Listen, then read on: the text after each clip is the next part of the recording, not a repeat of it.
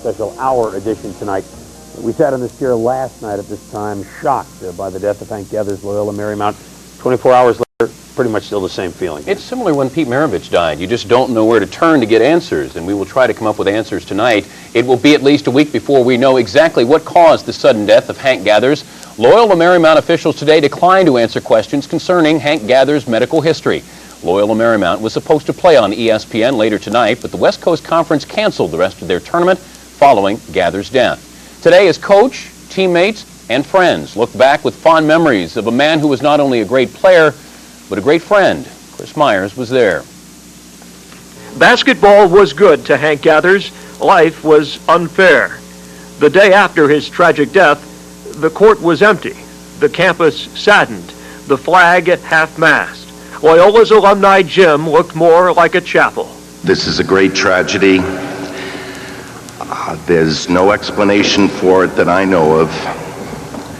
Our whole campus is grieving. Gathers' teammates, after witnessing his last basket and collapse Sunday night, struggled with the reality of losing their leader. Before the game in the locker room, Hank said, "I feel as strong as ever." And we just don't understand how a man that strong could leave us so quickly. I'm almost 100% certain that if he had 10 more seconds, this is the way that he would want to leave us on the basketball court. He was our guy as a player and as a person. He was the leader of our team. He was the fiber of what we are. Unmarried and just 3 weeks into his 23rd birthday, Gathers was just getting back to top form on the floor after a December fainting spell, which was related to an irregular heartbeat. After missing 2 games, cardiologist Vernon Hattori put Gathers on medication and cleared him to play. Dr. Hattori met with Gathers' family Monday, but was unavailable for comment. Many medical questions remain. Lions head coach Paul Westhead said he saw no danger in Gathers continuing to play. And Loyola will continue to play when the NCAA tournament starts because they say Gathers would have wanted it that way. His love for the game was great, and so was his love for children. Hank represents the little kid in all of us, because to Hank Gathers, basketball was play, and we all want to play. Tuesday, a memorial mass for Gathers will be held here on the Loyola campus, a campus filled with people that a year ago influenced his decision to stay in school and earn a degree rather than turn pro. Gathers will be missed by all. He'll be remembered for his greatness, his enthusiasm, and his zest for life. I know he's listening. I just love him so much. And I'm gonna miss you, Hank.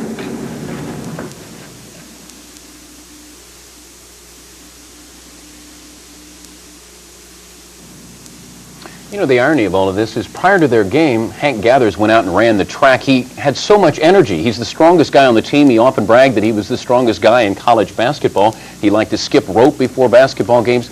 So having all of this energy, I think that's where people have a problem understanding his death. How could it happen to somebody so healthy? A problem understanding it in a lot of ways. I think as we talked last night here, I think we're reminded how fragile life is, even to those that appear the most strong, and sometimes also how unfair at times life is. So those of us that think that things are not going well, they're going real well. This was really, it's very difficult to comprehend on about 8 different levels. And you know, you didn't really have to know Hank Gathers to feel a huge loss today. You didn't even have to follow college basketball or even sports to feel the tragedy of seeing somebody who hadn't yet even realized his prime years being felled by a failing heart. Across the country from Los Angeles and Philadelphia, where Gathers grew up, the entire community felt the effects. It was even harder for some of his boyhood friends, several of whom play for LaSalle, who play the MAC finals a short while ago against Fordham tonight in Albany. Lionel Simmons, Doug Overton, Bobby Johnson all thought about not playing tonight, but then reconsidered, feeling the Gathers would have wanted them to play on.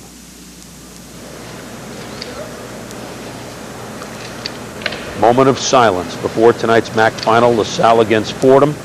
As everybody in the arena remembered Hank Gathers. At the Palestra Atlantic 10 finals, Gathers' hometown, the same feeling. John Chaney last night.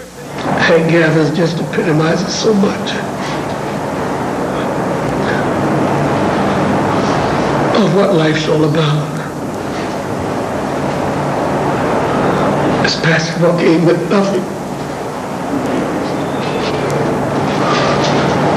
Kid who's a soldier for a lot of kids, champions a lot of causes. To hear that just devastates.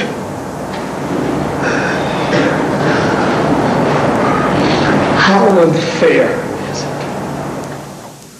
it? I talked with some people involved in the Sun Belt final. Long way away, really. Most folks, no connection except through the sport of college basketball. And even they tonight said it was not quite the same. Very important game for that team, but I think all the way through this tournament, Dan, it won't quite be the same. He would want everybody to play basketball, but it'll always be remembered in some way as perhaps his tournament in some way. Probably so. John Chaney, the Temple coach, he had recruited Hank Gathers out of Philadelphia, and I think that's why John Chaney feeling a little bit more of an emotional bond there. We will be back. An athlete so full of life collapsed on the floor of Gersten Pavilion was so shocking. Gathers' enthusiasm on the court had carried over to the rest of his life. The big man was really a little kid at heart. He simply loved to play. And he was a guy who could make people laugh. But the day after his death, there was only stunned silence on the Loyola Marymount campus. Here's Michael Cowman. Loyola Marymount University is mourning the loss of a close friend. There is only shock and sorrow. He was the leader of our team. He was the fiber of what we are. Whatever we were, it was Hank's team. Words fail to describe the devastation felt in Loyola's Gersten Pavilion Sunday afternoon. Hank Gathers had been at the top of his game, in the prime of his life. Then, in an instant, he was gone. Before the game, in the locker room, Hank said, "I feel as strong as ever."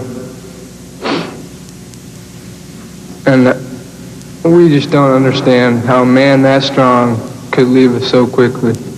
Gathers had collapsed during a game last December 9th. He went through 3 weeks of tests before returning to the lineup. Doctors had detected a slight arrhythmia, an irregular heartbeat. Gathers was being treated with medication, the dosage of which had been reduced in recent weeks. I guess his situation was if he's going to, there's not a certainty that if he didn't play, that this wouldn't have happened. So he was going to play doing, something that he really loved, and he went out the way he wanted to go out. The cardiologist involved in Hank Gathers' treatment told us he'd rather not comment until he's had a chance to review the autopsy reports. The final results aren't scheduled to be released for several more days. For now, for those closest to Hank Gathers, all that's really secondary. In Philadelphia, where Gathers grew up and learned the game he loved, he'll never be forgotten. Exuded life and lived it to the fullest and died slam dunking on everybody. If we'd finished practice at 6 o'clock, I wouldn't leave the gym until 6:45 until the custodian turned the lights out because he wouldn't leave. He just wanted to work and work. I always felt that he was going to be a great NBA player because of the way he competed. And he was a special athlete. And nobody knows Gathers' constant drive for excellence better than his childhood friend and teammate for the past decade, Bo Kimball. I know he's listening. I just love him so much. And I'm gonna miss you, Hank.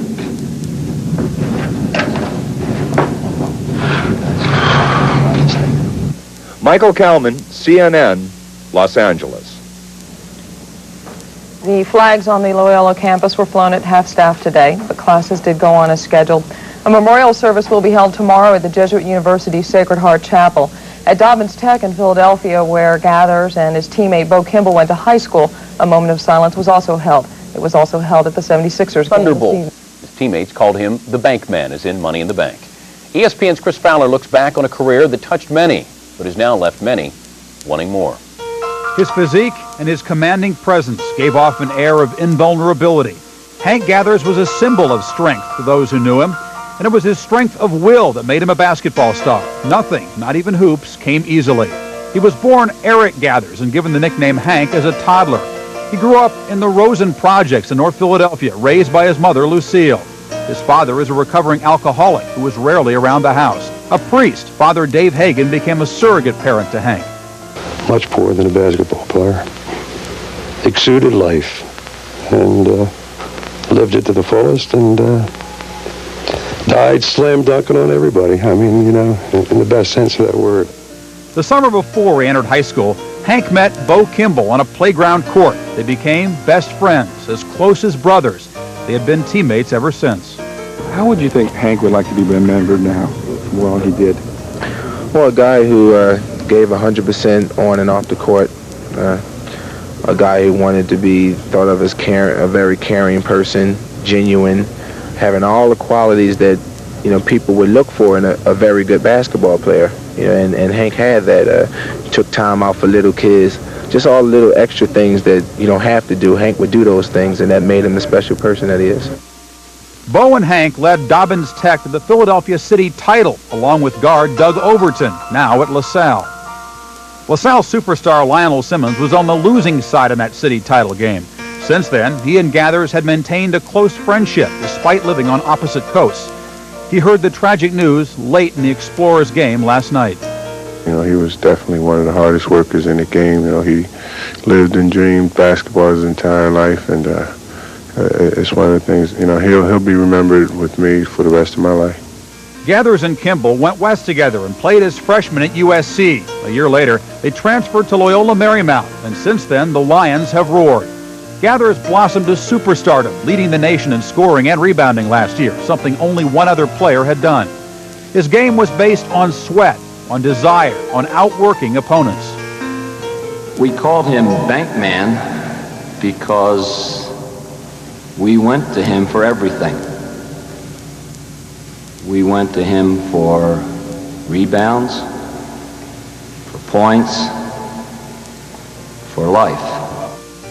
Gathers was just months away from becoming a first-round NBA selection, from fulfilling the dream of providing his family financial security. At LMU, he always had time for well-wishers and for the media. He'd been preparing for a second career as a sportscaster, a goal shared by his best friend. But there's two dynamite point guards here at Loyola Marymount University, and I'm talking about TNT, Tony Walker and Terrell Lowry. In December, Gathers' outlook on life suddenly changed. He collapsed on the court, his first serious health problem. But that night, Hank walked off the floor. Doctors pronounced him fit to return after he'd missed 2 games. As his dosage of medication was slowly reduced, Gathers became less sluggish. He looked like the Hank of old until the collapse last night. In a conversation 5 weeks ago, he was looking forward to a full, normal life. Now things have seemed to fall in place for me, and I know exactly what happened to me, picture perfect, and I hope it never happens again. I don't think it will. I can't say enough about Hank. You know, he's one of the best people in the world. I mean, he always was nice to everyone. And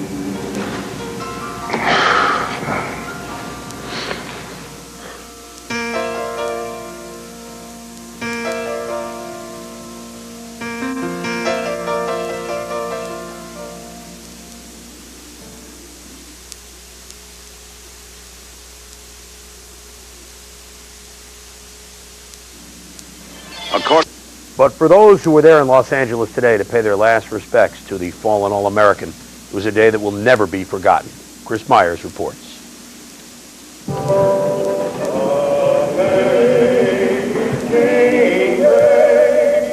Time has passed. The deep-felt sorrow for Hank Gathers remains strong. On the same floor where he took his last breath, a multitude gathered for a mass in his honor. The university suspended all classes Tuesday. The memorial service was moved from the school's chapel to Gersten Pavilion to accommodate the thousands who came to pay their respects. People lined Loyola Boulevard. It was eerie. So many people, still so silent. His casket was carried in by his teammates into the Lions gym. A gym which holds 4,000 for basketball was filled by more than 5,000 mourners. He was an impact player. He had impact on the court, on his university, on this city, on this country. Hank said the NBA team that drafts me will be very lucky. Maybe God needed a power forward in heaven. His mother, brothers, and sister were joined by students from other schools, players from other leagues. His coach and best friend offered reflections. For all of us to go on into the task, for Hank, the decision would be simple and easy.